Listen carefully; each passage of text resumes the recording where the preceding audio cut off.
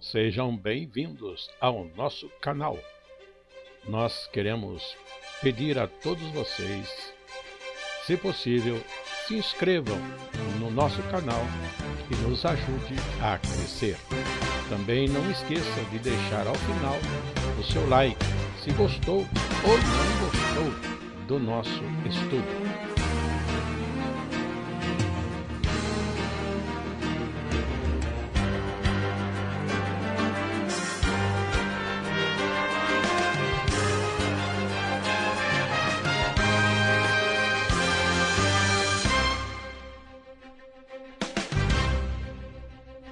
O estudo a seguir é de inteira responsabilidade de seus idealizadores e apresentadores.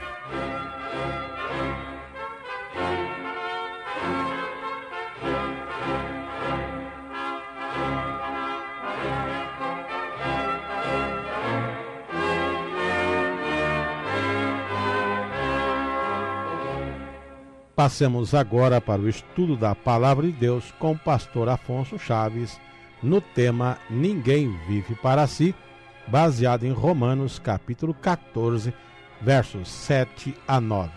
Com vocês, pastor Afonso Chaves.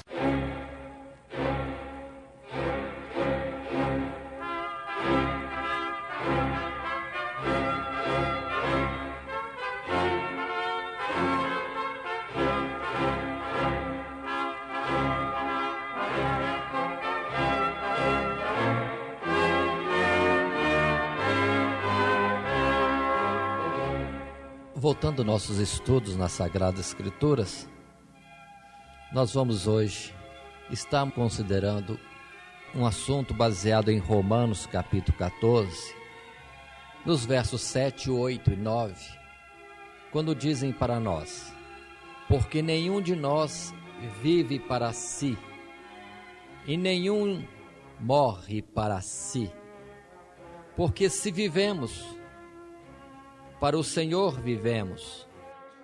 Se morremos, para o Senhor morremos. De sorte que, ou vivamos, ou morramos, somos do Senhor. Foi para isto que morreu Cristo e tornou a viver, para ser Senhor, tanto dos mortos como dos vivos. Passemos a uma consideração. Em outro texto da Bíblia, ou em vários textos da Bíblia, em especial nos Evangelhos, Jesus chega a dizer de uma forma bem clara que, se alguém quiser vir após ele, renuncie-se a si mesmo, tome sobre si a sua cruz e siga-me. Outra palavra diz assim: qualquer de vós que não renuncia a tudo quanto tem, não pode ser meu discípulo. Observem que é bem forte o que Jesus pede. No outro lugar diz: aquele que se humilha será exaltado, e aquele que se exalta será humilhado. Mas muitos chegam na hora de uma verdadeira humilhação, tomar uma posição de humildade, acha isso muito difícil. Negar-se a si mesmo. Em outro lugar diz que quem quiser ganhar a sua vida, perdê-la-á. Jesus nessa mesma ocasião disse: se alguém perder a sua vida por causa do reino de Deus e a sua justiça, ganha-la. Mas, irmãos, quão difícil é essa chamada renúncia que nós concordamos, publicamos, mas a gente gosta de colocá-la mais assim ao fundo da gaveta e ficar com outras palavras de promessas, de bênçãos. Como é bom de usar aqueles versículos da caixinha de promessa que só vem para nós palavras doces, palavras consoladoras, mas também na Bíblia tem palavras que pedem de nós alguma coisa. E muitas vezes nós tendo dificuldade de renunciar, às vezes não renunciamos.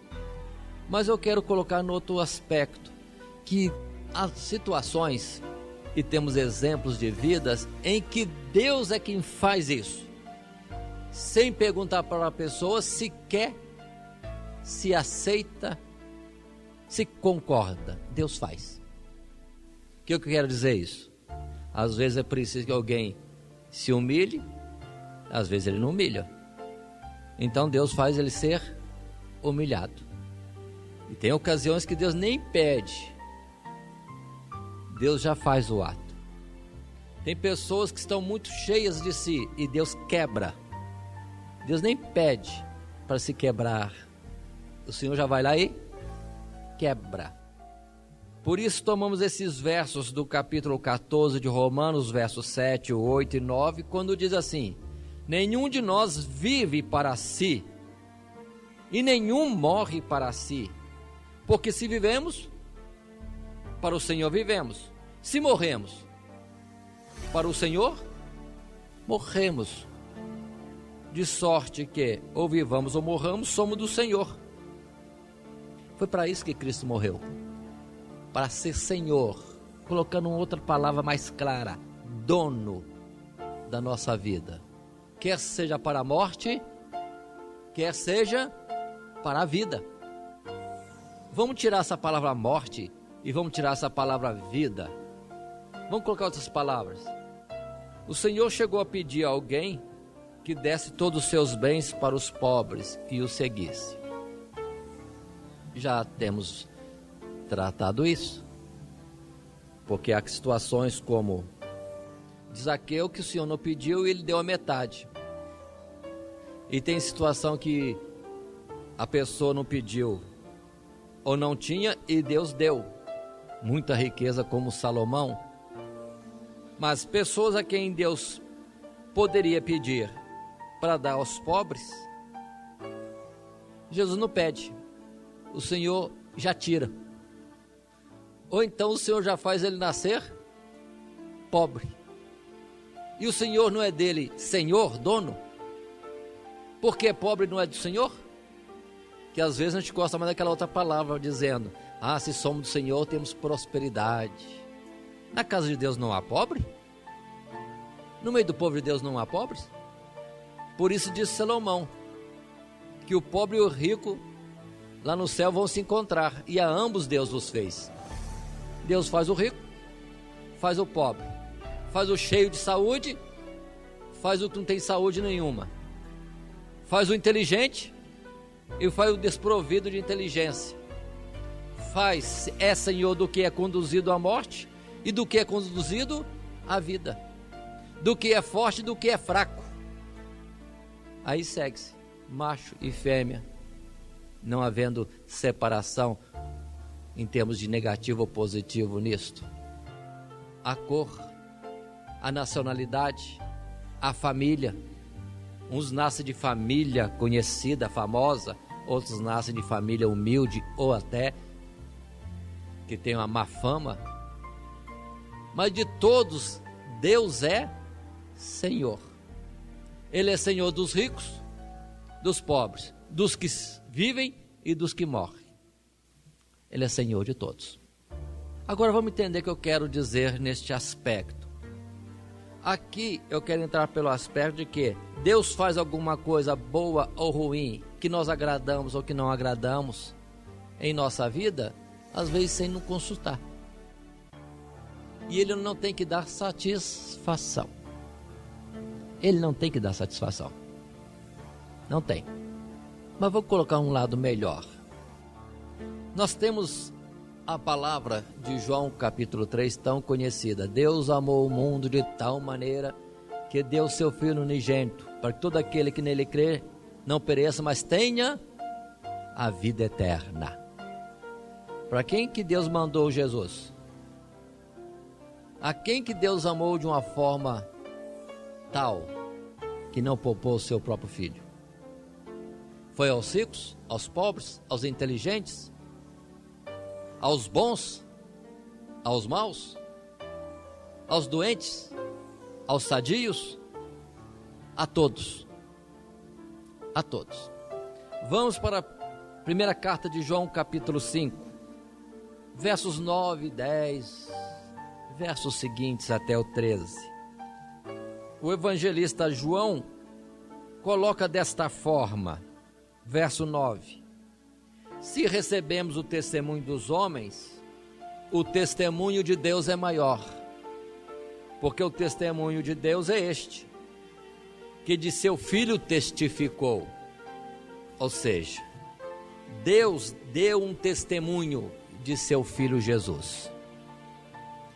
Qual é o testemunho?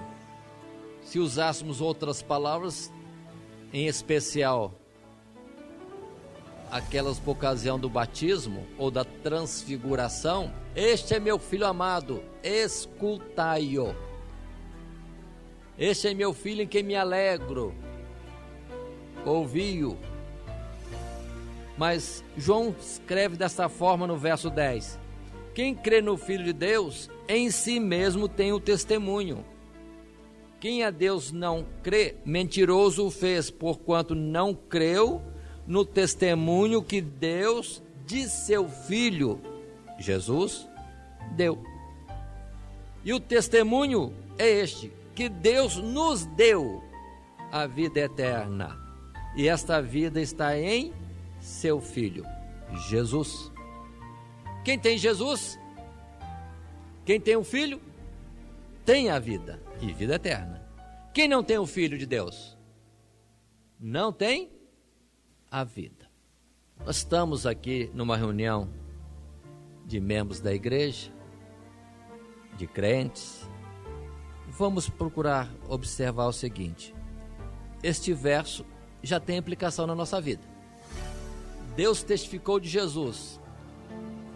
Repito as palavras: qual é o testemunho de Deus? Deus disse assim para cada um de nós que estamos aqui: você tem a vida eterna, eu te dou a vida eterna. Esta vida eterna está em meu Filho Jesus. Quem crê em meu Filho Jesus tem essa vida eterna. Quem não crê, não tem a vida eterna. Vamos ver para nós. Qual é a nossa situação? Podemos dizer, nós temos a vida eterna. É assim mesmo que termina esse verso, esse capítulo 5, no verso 13 que eu apontei, dizendo: estas coisas vos escrevi, diz João, para que saibais que tendes a vida eterna, e para que creiais no nome do Filho de Deus. Qual o testemunho de Deus para mim? Poderia eu dizer, mas diga a cada um de nós: qual o testemunho de Deus? Qual o testemunho de Deus para o irmão? Qual o testemunho de Deus para a nossa irmã? As nossas irmãs, nossos irmãos, crianças e adultos, mais idosos. O que Deus tem falado para cada um de nós? Para mim, para você. Você tem a vida eterna. Eu tenho a vida eterna. Cada um pode repetir essas mesmas palavras: eu tenho a vida eterna. E João é bem firme, porque não diz numa expressão futurista, para frente, nós teremos. Não, ele diz que nós temos, é presente, porque isso é firme da parte de Deus, pelo fato de crermos em Jesus. Se negarmos essa premissa, essa condição, negamos a vida que nos foi dada, não a temos. Ou a perdemos, ou nunca a recebemos. Mas se cremos verdadeiramente, temos a vida eterna. Se temos a vida eterna, o que importa das mais coisas?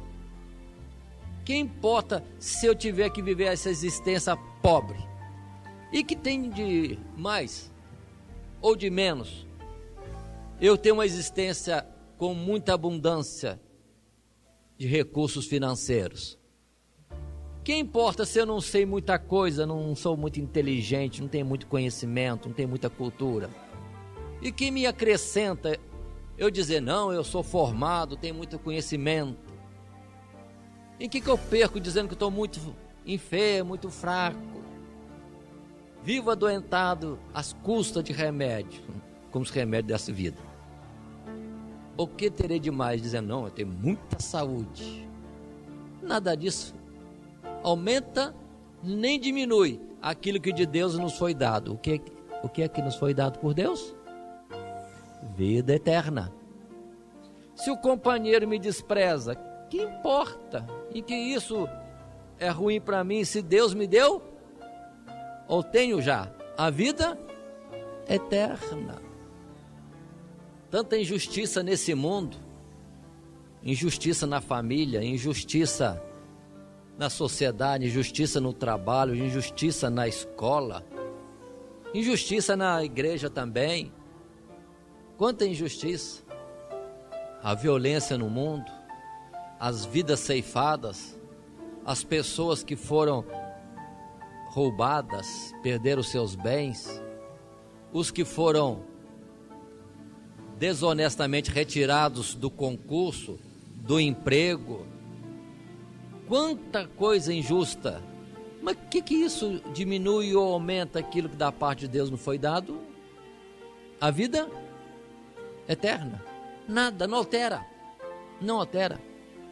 E com isso observemos, o Senhor Deus é dono da nossa existência em qualquer uma dessas condições. Debaixo de qualquer uma dessas condições, entretanto, fica firme o seu testemunho. Ele nos tem dado vida eterna em seu Filho, Jesus. Portanto, irmãos, a palavra de Provérbios que eu quero acompanhar nessa sequência de argumentos está no capítulo 3, Provérbios 3, verso 5, e mais algum verso, que dizem: confia no Senhor de todo o teu coração, e não te estribes no teu próprio entendimento. Reconhece-o em todos os teus caminhos, e ele endireitará as tuas veredas. Não sejas sábio a teus próprios olhos. Teme ao Senhor e aparta-te do mal. Destaca o verso 6. Reconhece-o em todos os teus caminhos. Reconhece-o. Reconhece-o. Apóstolo Paulo parece que chegou a esse ponto dizendo que aprove a Deus chamá-lo desde o ventre da sua mãe. Na verdade, irmãos, quem nos fez no ventre da nossa mãe? Quem nos fez? É a mãe que forma o ser no ventre? Mães, foi assim que sentiram em relação aos filhos? Vocês escolheram? A cada dia foi acrescentando um detalhe? Não foi. Salmo 139. É Deus quem nos forma no ventre de nossas mães. Aí mães e pais levam aquela surpresa quando chega o momento do primeiro choro, da primeira vista dessa criança. Até mesmo atualmente, com os processos da tecnologia para antecipar algumas coisas do que está vindo, se é hominho, se é uma menininha, mas tanta coisa fica ainda por declarar, tanta coisa. Qual é a cor? Como é que é o cabelo? Como é que são os olhos? Qual o jeito de ser? Mas está escrito no Salmo 139 que Deus forma e já escreve no seu livro das coisas que hão de vir. Ou seja, o seu projeto.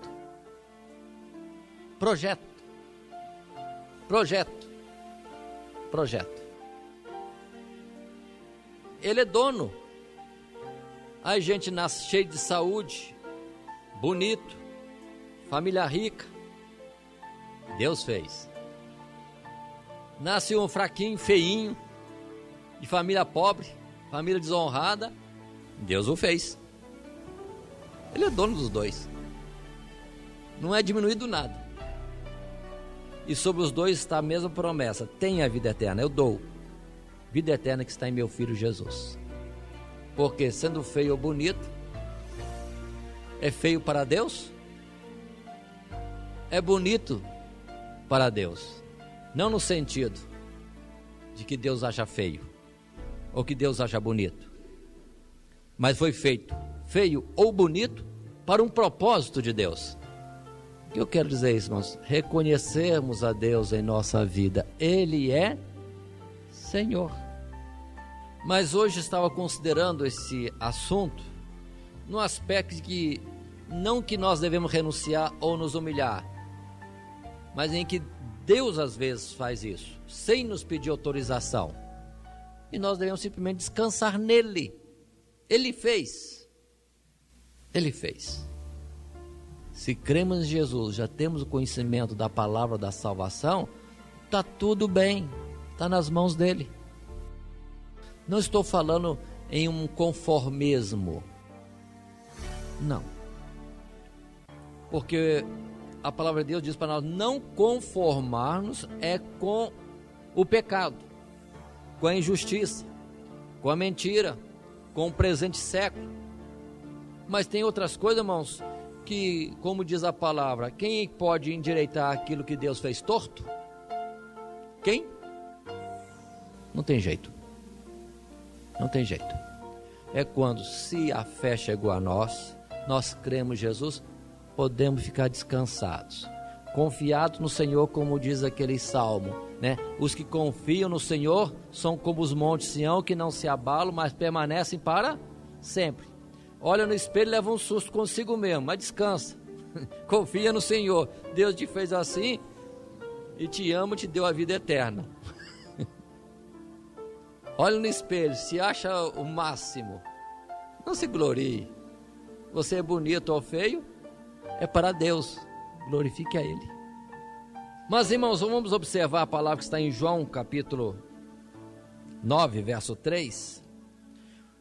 Evangelista João, no Evangelho, capítulo 9, verso 3. Vou ler desde o verso 1. E passando Jesus, viu um homem cego de nascença. E os seus discípulos lhe perguntaram, dizendo: Rabi, quem pecou, este ou seus pais, para que nascesse cego?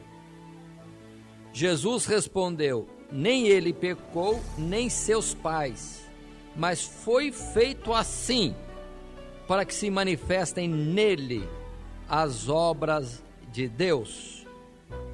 E continua: convém que eu faça as obras daquele que me enviou, enquanto é dia. A noite vem quando ninguém pode trabalhar. Mas voltemos à expressão do verso 3. Jesus respondeu e disse: nem ele pecou, nem seus pais, observem, mas foi feito assim para que se manifestem nele as obras de Deus. Esse cego tinha quantos anos já? 1 ano. Era uma criança? Era um menino, 10 anos? Era um moço de 20 anos? Cego de nascença? Quantos anos tinha este cego de nascença? São muitos anos. Muitos anos. Quando foram perguntar aos pais a respeito deste homem que era cego de nascença, os pais ficaram um pouco preocupados e, não querendo se comprometer, chegaram a dizer: pergunta para ele se ele era cego de nascença mesmo. Ele já tem idade. Irmãos, já tem idade. Anos passaram, 40 anos, 20 anos, 30, não importa. O homem nasceu cego. Os próprios discípulos de Jesus já começaram a olhar para o cego dizendo: desastre, né? Ele deve ter pecado. Nasceu cego, então pecou no ventre.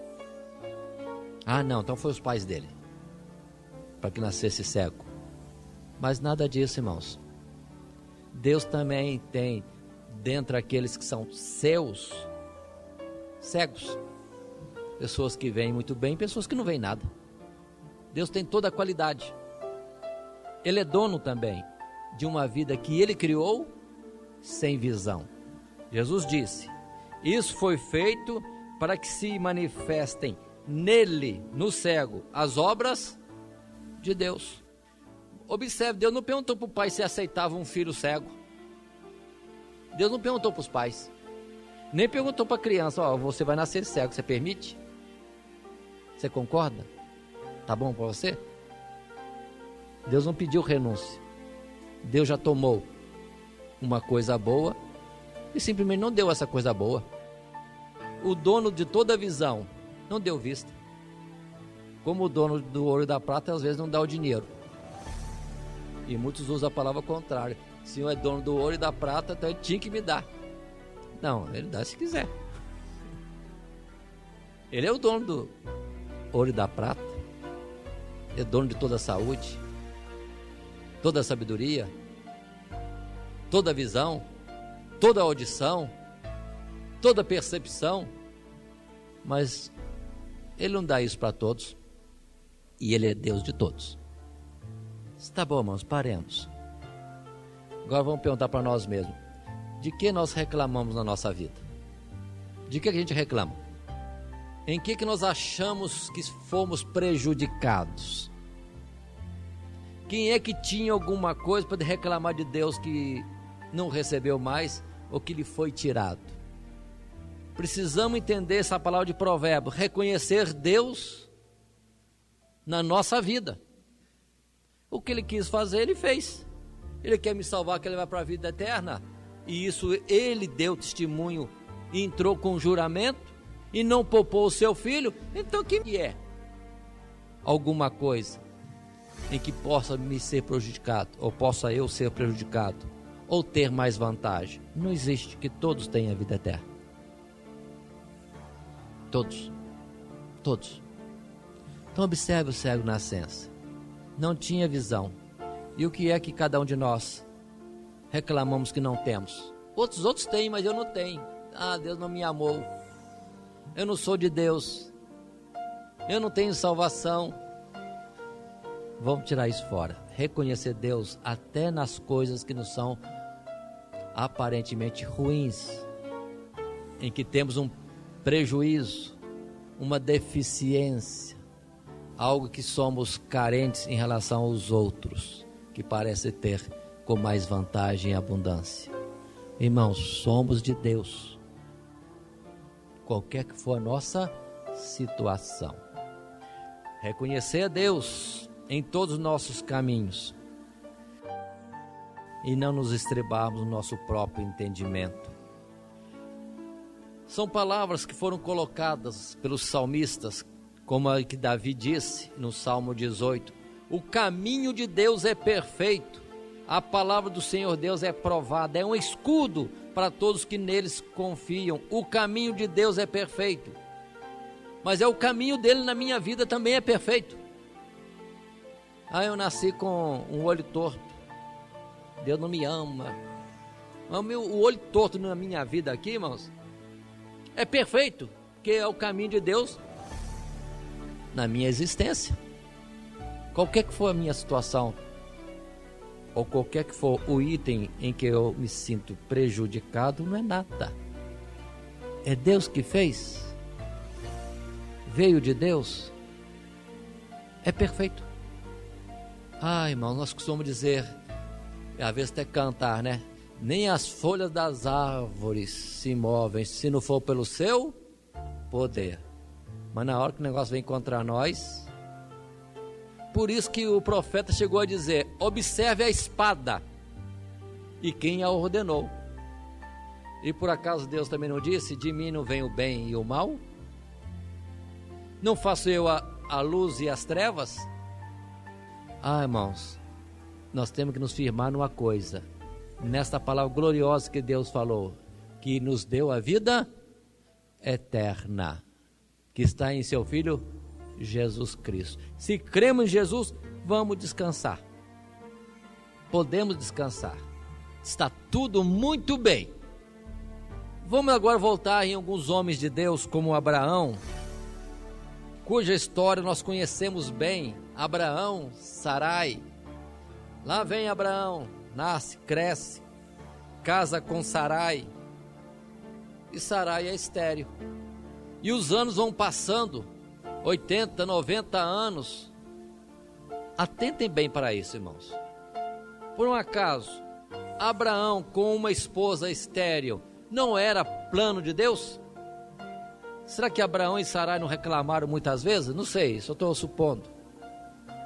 Mas, se Abraão tivesse agora ouvindo isso, ou lendo essas palavras da Bíblia, ele dizia assim, que bom, Deus trabalhou na minha vida de uma forma que não foi boa, mas com um propósito bom. Se ele queria ter muitos filhos, porque a promessa de Deus era uma grande descendência, só teve um da esposa legítima. E Deus disse, é esse só. Porque para o propósito de Deus, e o caminho de Deus é perfeito, o propósito de Deus é perfeito, Abraão só tinha que ter um filho da esposa legítima, Sarai, cujo nome foi transformado para Sara, para falar do unigênito de Deus. Observe, irmãos. Depois nós temos Isaac, abençoado por Deus, figura de Jesus, que maravilha. Isso aí vai ser uma bênção, vai ser uma vida de felicidade. Não foi, não. Casou, ainda bem que um casal abençoado, se amava, mas Rebeca estéril. E lá temos o Isaac abençoado, tendo que ficar 20 anos suplicando a Deus, insistindo com Deus para ter um filho. Interessante que Deus ocultou dele também isso, né? Ele poderia descansar em Deus com a esposa estéril, que se Deus quisesse dar filho, um dia certo ia dar. Mas disse que ele estava 20 anos ali suplicando, insistindo com Deus. Tem coisa que Deus oculta justamente para nós estarmos no processo, porque Ele não pode revelar tudo que talvez nós não suportamos. E coisas ainda virão que nós talvez não suportaremos, ou não suportaríamos, melhor dizendo, se tivéssemos sabido antes. Mas lá vem o Isaac, que no tempo certo vai ter os seus 2 filhos. E depois vão ver Jacó. Que luta, que dificuldade é a vida de Jacó. Trabalha para uma amada e lhe é dada outra. Depois, contra tudo que é princípio de religiosidade e mandamento de Deus, se acha casado com 2 mulheres. Contra tudo que a própria palavra diz. E depois lhe é acrescentada as escravas de cada uma, de tal forma que ele veio a ter filhos de 4 mulheres, não da vontade dele. Tudo é acidentes da vida. Também não estou querendo justificar, não. Aconteceu, pronto. Quando vão perguntar sobre a idade de Jacó, Jacó diz, 130 são os dias da minha vida, poucos em relação aos meus pais, e maus. Mas o que foi mal? Faltou comida? Não. Faltou dinheiro? Não. Faltou servos? Não. Faltou animal no campo para lavoura? Não.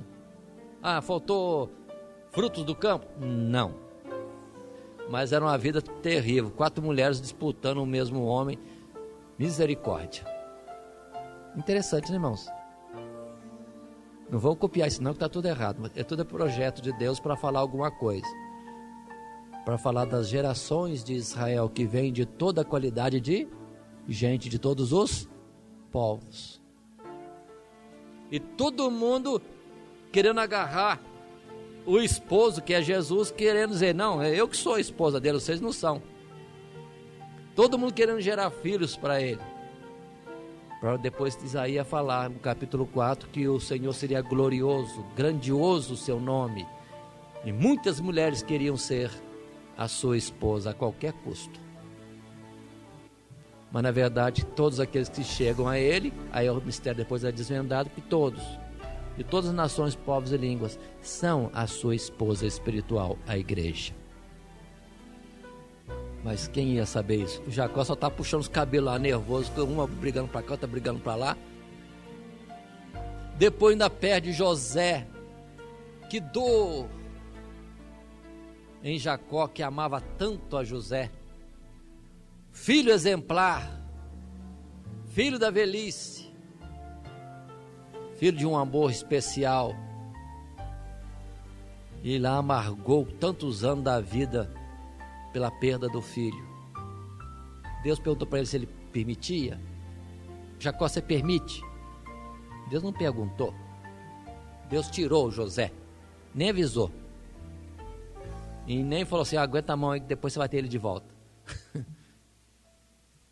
Mas o bem maior, se Jacó lembrasse e colocasse como diante dele, como uma placa, um luminoso piscando ali, ele ia ver que Deus falou, eu serei contigo e farei grande a tua descendência na face da terra, que dominarão os povos.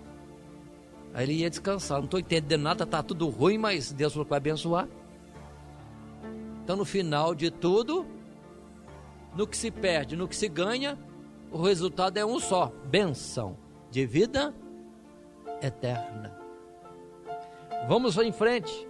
José, jovenzinho, que bom ficar junto do pai, sentir-se amado pelo pai.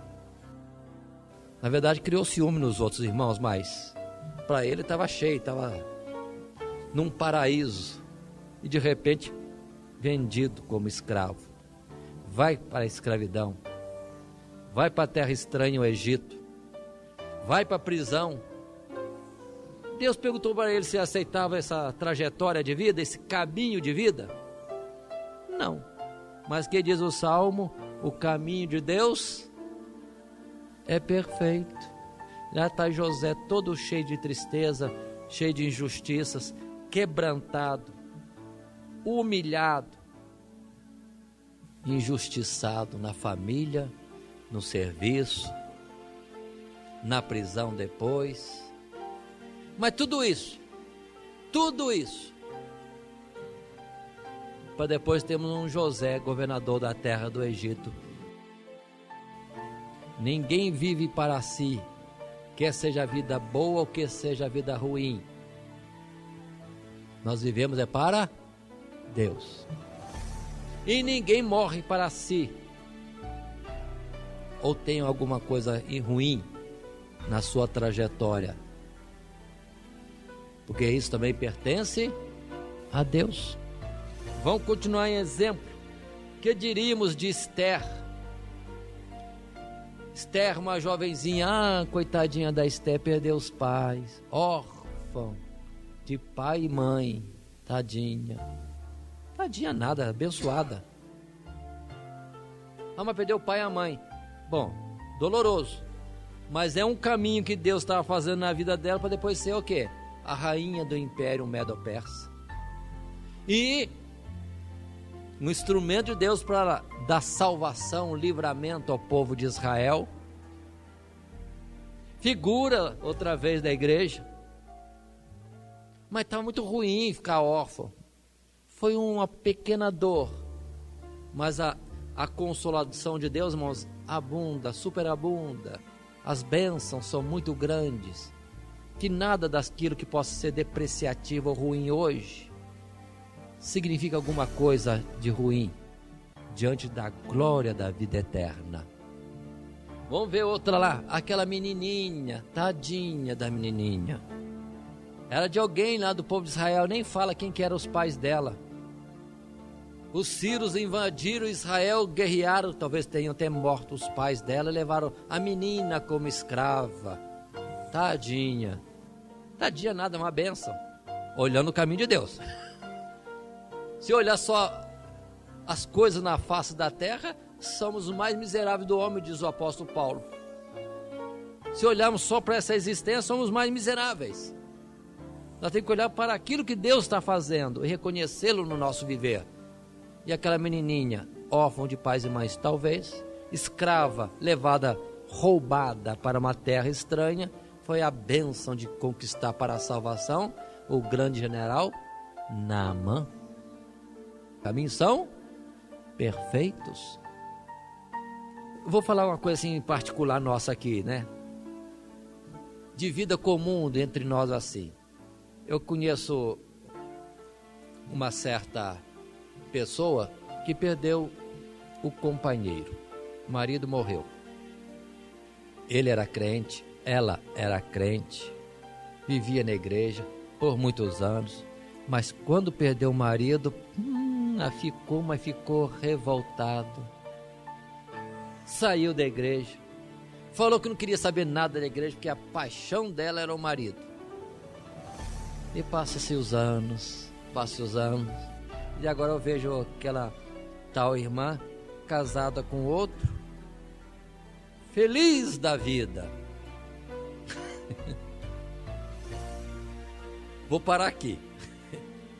Espero que a história continue para bem. Mas olhando para ela, só materialmente, não era apaixonada pelo marido? Jesus tirou? Doeu. Mas agora está apaixonado pelo outro. Casou direitinho, tá tudo bem, viu, irmãos? Tá tudo bem. Só que não está ainda na igreja. Meu propósito é lá fazer a visita para ela. Tá tudo bem? Tá alegre? Tá satisfeita da vida? Ela vai dizer que tá mesmo? Então agora ela volta para Jesus. Se ela reconhecesse Deus na vida dela, até ela ter ficado viúva, foi um projeto de Deus, um caminho que Deus traçou para a sua vida, e que não é para mal. Em Deus não existe tendência ou objetivo de mal na vida de ninguém. Até as coisas ruins que acontecem na nossa vida, até os seus açoites, são para o nosso bem. Mas voltemos às nossas histórias. Jeremias, vamos abrir Jeremias capítulo 16. Jeremias capítulo 16, quando diz no primeiro verso: e veio a mim a palavra do Senhor dizendo: não tomarás para ti mulher, nem terás filhos nem filhas neste lugar, porque assim diz o Senhor acerca dos filhos e das filhas que nascerem neste lugar, acerca de suas mães que os tiverem, e de seus pais que os gerarem nesta terra, morrerão de enfermidades dolorosas. E pronto, já está muito ruim aqui, basta até aqui. O que Deus disse para Jeremias? Não casar, não ter filho. E não foi assim como Deus pedindo, não, foi Deus determinando. E Deus ainda determinou e explicou por quê, porque vai morrer tudo. Mas é filho, é esposa minha, Senhor, serão meus filhos. E Deus nem teve em conta que seria filhos de Jeremias, o profeta, ou esposa do Jeremias, o profeta, homem de Deus. Deus já avisou ele: não casa, não tenha filhos, porque tanto a mulher como os filhos morrerão.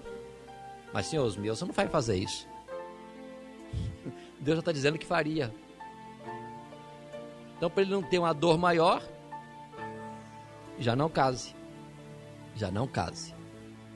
Assim dizemos, para vermos como que a vida de Jeremias não pertencia a Jeremias. Quem regia a vida de Jeremias era Deus. E se Jeremias reconhecia Deus na sua existência, no seu viver, podia descansar. O caminho de Deus na vida dele era perfeito. Solteiro, sem descendência, Senhor, mas é perfeito, porque é Deus quem está traçando este caminho. Vamos passar para outro profeta.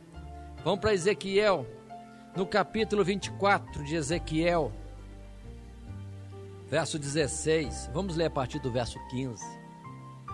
Observem, profeta Ezequiel. Para quem olha o profeta Ezequiel, mas e lê Ezequiel e entende o que está acontecendo, é para se assustar, num aspecto, no outro não, porque Ezequiel fez tanta coisa, mas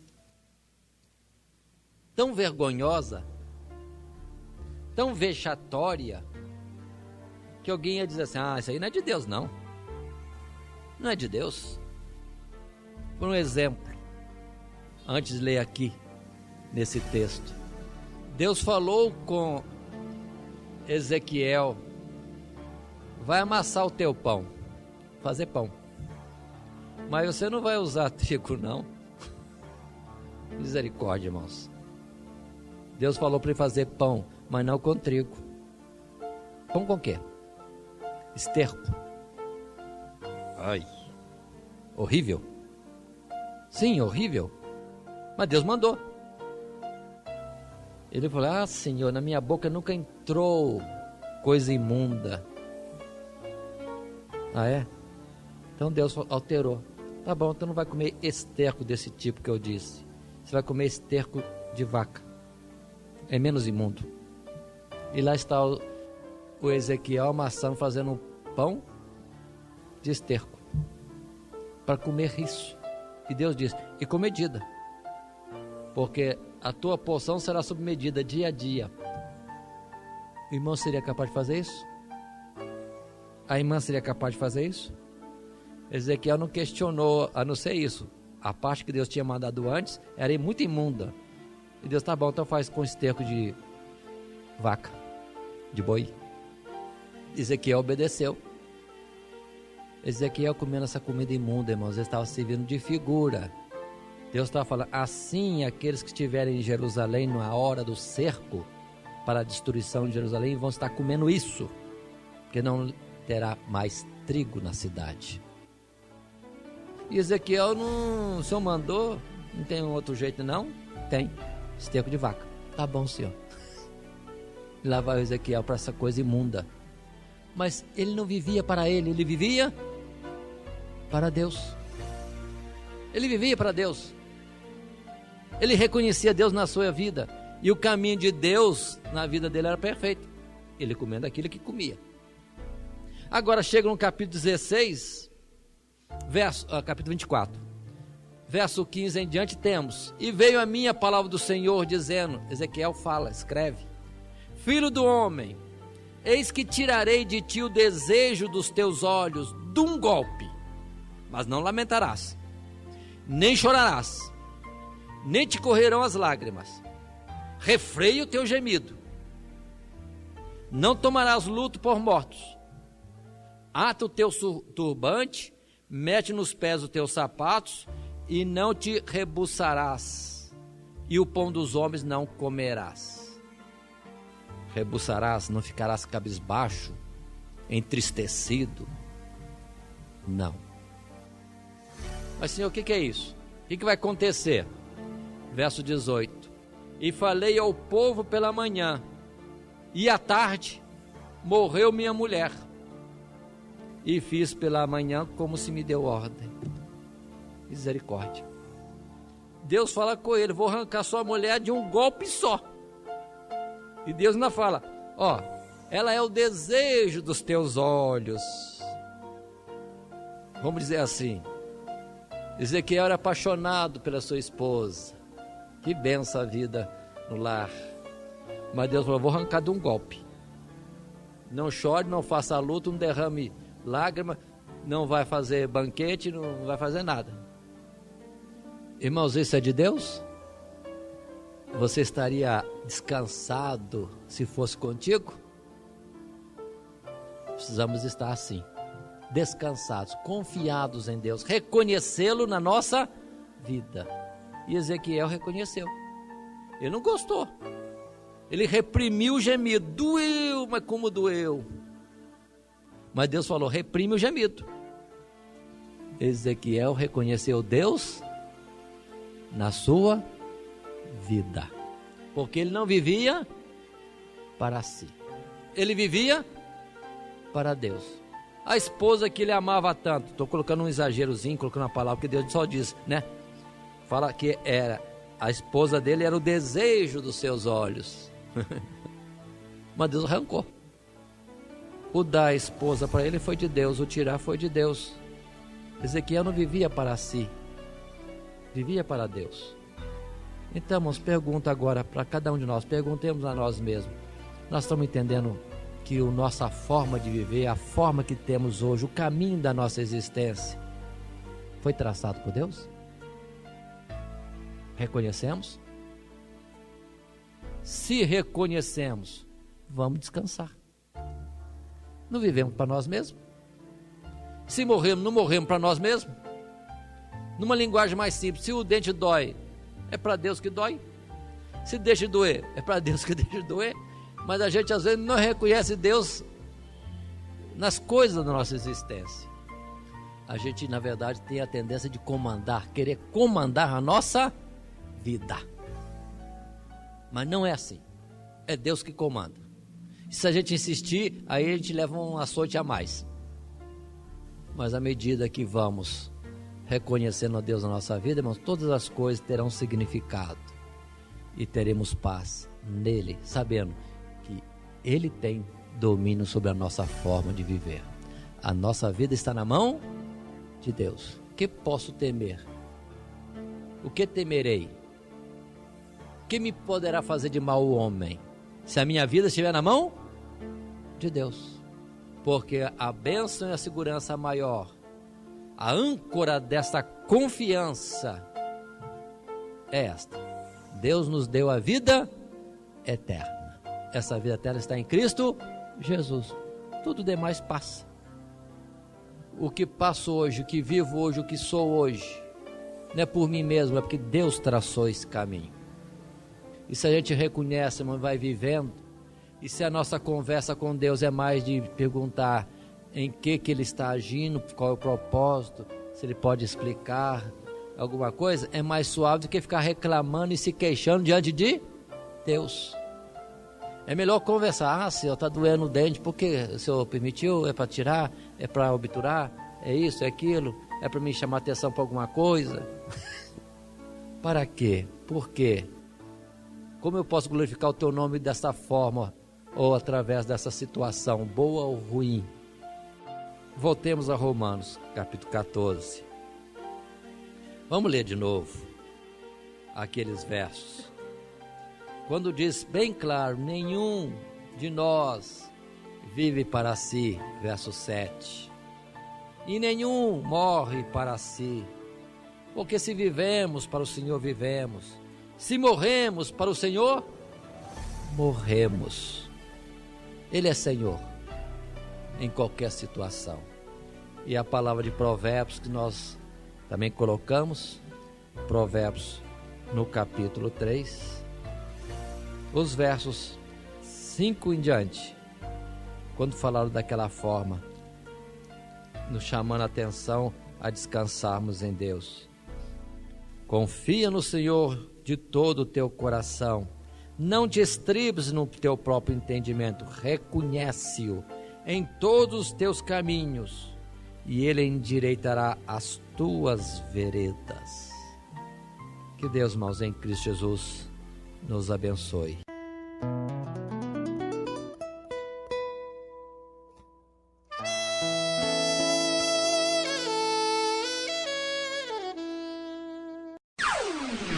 Todo dia, toda hora, muito mais prazer em ouvir.